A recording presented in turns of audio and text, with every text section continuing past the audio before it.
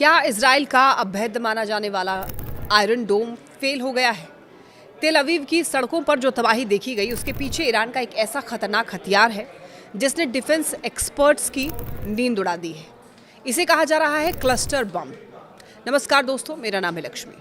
देखिए, ईरान और इजराइल के बीच जंग अब एक बहुत ही खतरनाक मोड़ पर आ गया है। ईरान ने दावा किया है कि उसने इजराइल के सबसे सुरक्षित शहरों पर ऐसे मिसाइल दागे हैं जिनसे निपटना इजराइल के आधुनिक एयर डिफेंस सिस्टम के लिए भी नामुमकिन हो गया है। आज की वीडियो में हम समझेंगे कि आखिर ये क्लस्टर बम क्या है और ये रूस के S-400 और इजराइल के आयरन डोम को कैसे मात दे देता है।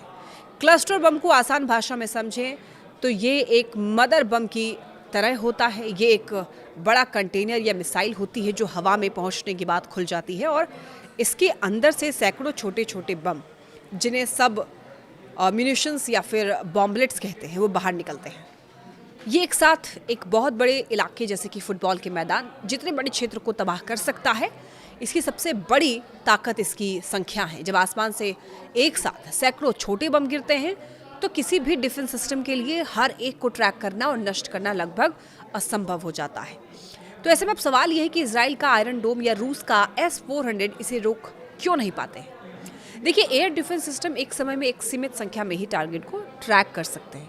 जब ईरान एक क्लस्टर मिसाइल दागता है तो एयर डिफेंस सिस्टम को लगता है कि वो सिर्फ एक टारगेट है, लेकिन जैसे ही वो मिसाइल हवा में फट करके 100 छोटे बमों में बदल जाती है, एयर डिफेंस सिस्टम ओवरलोड हो जाता है। कंप्यूटर ये तय नहीं कर पाता कि किस बम को पहले मारना है और इसी कंफ्यूजन का फायदा उठाकर ये छोटे बम जमीन पर गिरते हैं और भारी तबाही मचाते हैं। तेल अवीव में भी यही हुआ, जहां इजराइल के पास बचने का समय ही नहीं बचा। आपको बता दें कि क्लस्टर बम दुनिया के सबसे विवादित हथियारों में से एक है। 100 से भी ज़्यादा देशों ने कन्वेंशन ऑन क्लस्टर म्यूनिशंस के तहत इस पर पाबंदी लगा रखी है। इसकी वजह से ही कई बार ये छोटे बम गिरने पर तुरंत नहीं फटते हैं और सालों तक ज़मीन में दबे रहते हैं, जो कि बाद में कभी कभी मासूम नागरिकों के लिए लैंड माइन का काम करते हैं। लेकिन ईरान और इजराइल जैसे देश इस संधि का हिस्सा नहीं है और इसीलिए इस जंग में इसका बेरहमी से इस्तेमाल हो रहा है। तेल अवीव पर हुए इस हमले ने साबित कर दिया है कि तकनीक कितनी भी एडवांस क्यों ना हो, हमले के नए तरीके उसे फेल कर सकते हैं।